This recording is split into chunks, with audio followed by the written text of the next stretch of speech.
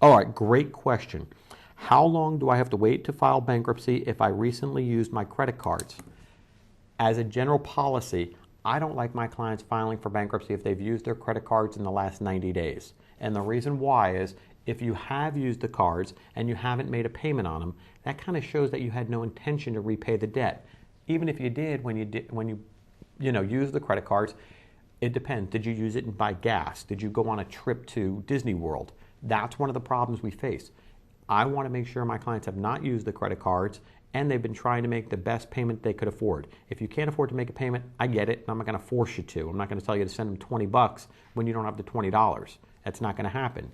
But if you do have the ability to pay something, I want you to try to pay something to show that there was an intention to repay the debt.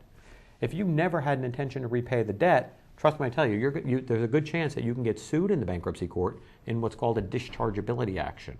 It's under 523 of the code. The creditor come in and say, Judge, based upon the person's income and expenses, they had income of $5,000 a month, they had expenses of $6,000 a month, yet they were charging like crazy before they filed bankruptcy.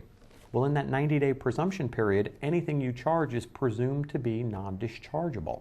But they can go back even further. If you've been on unemployment for a year, yet you've charged up $30,000 on your Visa card, that could be a problem. What was your intention to repay the debt?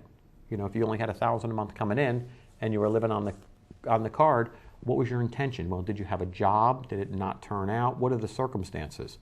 So my policy, I think, is the best. For the 90 days prior to filing, I want no credit card use, and I want you to try to make monthly payments if you can afford to. If you can't afford to, then obviously I'm going to say don't pay them, but I still don't want you using them.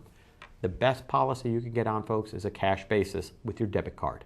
Learn to love the debit card. You can use the debit card to buy anything you want, anything you need, not want. Let's throw out the want part. Wants are not good. Needs are better.